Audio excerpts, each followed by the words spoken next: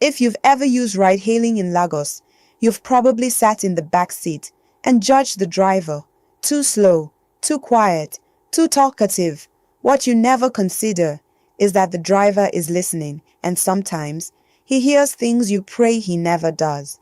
This is the story of Emeka Nwozu, bold driver, age 34, 5-star rating, 0 enemies. Until one ride, Emeka drives 12 hours a day, fuel prices rising, commission increasing, passengers decreasing, patience. He has a wife in Festac, 2 kids, 1 unpaid school balance, and an engine light that refuses to mind its business.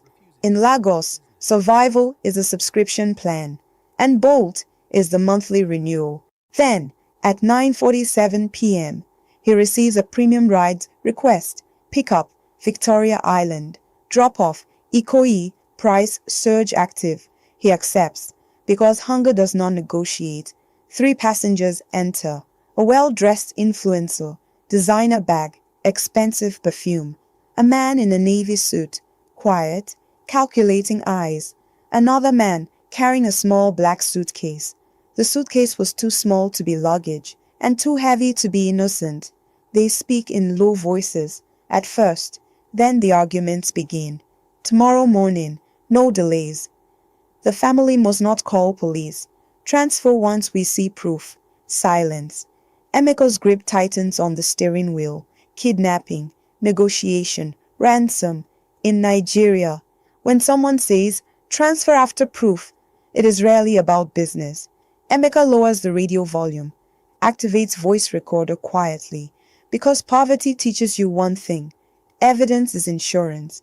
As they approach Ikoyi Bridge, the man with the suitcase says, once Senator confirms payment, we release the boy. Senator, not businessman, not CEO, Senator.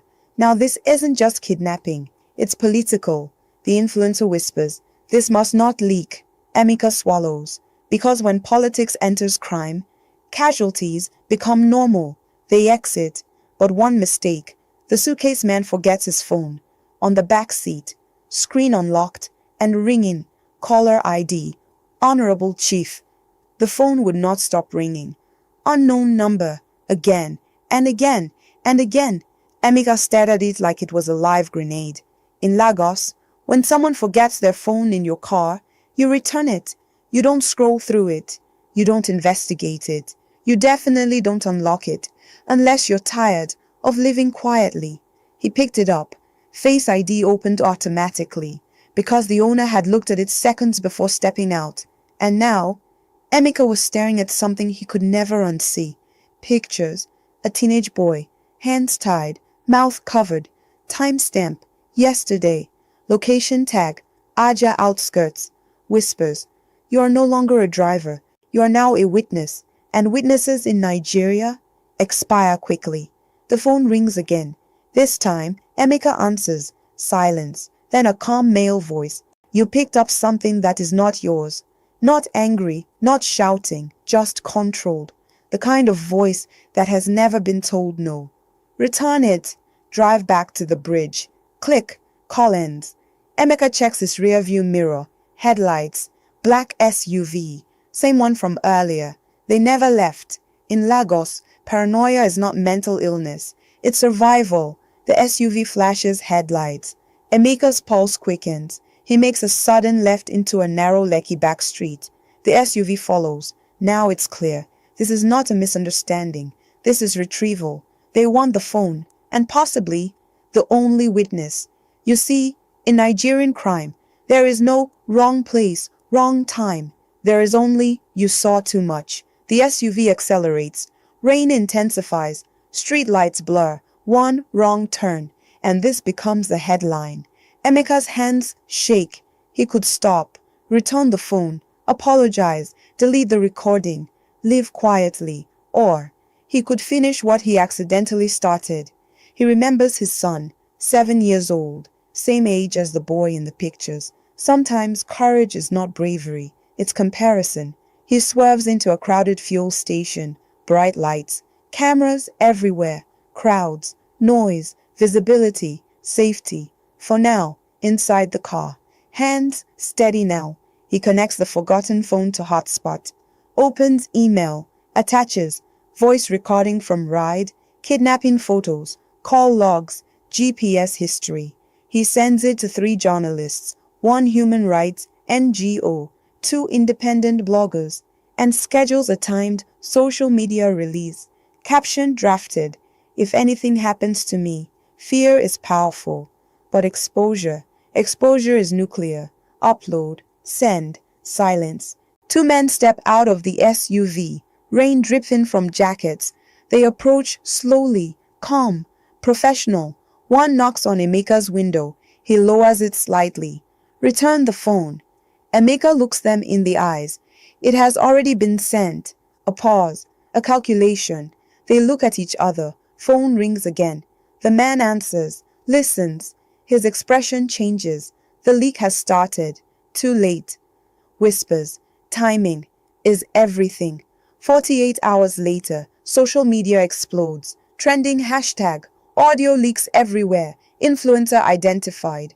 Political aide arrested. Senator denies involvement. Of course he does. In Nigeria, denial is the first response to everything. The kidnapped boy is found alive, abandoned near Epi, shaken but alive. The SUV gone.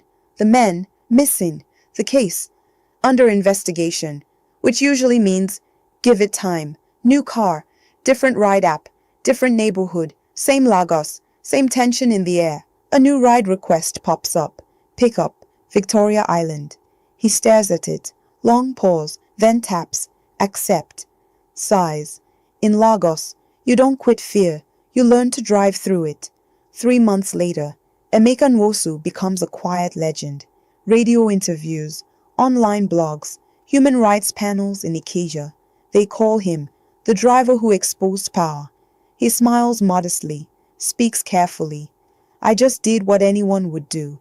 No, they wouldn't. Most people would have returned the phone, collected transport fare, and minded their business. But Emeka was different, or so we believed. He relocates his family to Abuja, safer, quieter, or so it appears. He starts a logistics company, cash flow solid, investors interested. One anonymous donor funds 60% of startup capital, no public record. Strange how tragedy sometimes becomes opportunity, very profitable opportunity. Enter Aisha Bello, investigative journalist, based in Abuja, curious mind, unimpressed by heroes. She reviews the case files. Something feels incomplete. She notices the ransom was paid before the leak happened. Timestamp mismatch, meaning the boy would have been released anyway. So why leak? Why risk everything? She visits the fuel station in Lekki, requests CCTV footage. The night of the chase, she slows it down, frame by frame, whispers, and that's when the story begins to crack. The SUV, it arrived at the station, but never boxed him in, never blocked his exit, never attempted force. They waited, watched, then left, like actors exiting stage. She zooms further. The black suitcase man, he nods at Emeka, subtle, almost respectful, not threatening, familiar. Fear is loud, but familiarity, it's silent. Aisha traces business registration records. Emeka's new logistics company was incorporated 6 months before the Bolt incident. 6 months before the kidnapping, before the leak, before the accidental ride. That's interesting. Very interesting. She cross-checks phone metadata, the voice recording that exposed everything. The original file was edited, background noise looped, rain sound added, time compression artifacts present. The chase audio, layered, manufactured tension. She pieces it together. The kidnapping was real, but small scale. Local thugs, political aid involved. Yes, but no senator, no large conspiracy. Emeka wasn't a random driver. He was recruited weeks earlier, paid to transport them, paid to record, paid to leak. Why? Because someone bigger wanted the political aid disgraced. Internal party rivalry, power reshuffle, public outrage, weaponized. And Emeka was the delivery system, The hero narrative. Strategic. You see, he didn't stumble into the story. He engineered it. Aisha requests an interview. Abuja office. Glass walls. Quiet. She places printed documents on the table. Incorporation date. Audio edit analysis. Fuel station footage. She looks at him. You were never being chased, were you? Long silence. Emeka smiles. Slowly. Not defensive. Not angry. Just amused. He leans back. And this is where you realize you were listening to his version of events the whole time. Emeka stands. Walks to the window, overlooking the Abuja skyline. Do you know what people love more than truth? He asks. Aisha says nothing. He continues. They love a driver who fights power. He turns slightly. The aide needed to fall. The senator needed leverage. The public needed outrage. And I needed capital. Everyone got what they wanted. He picks up his phone. New message notification. Next phase approved.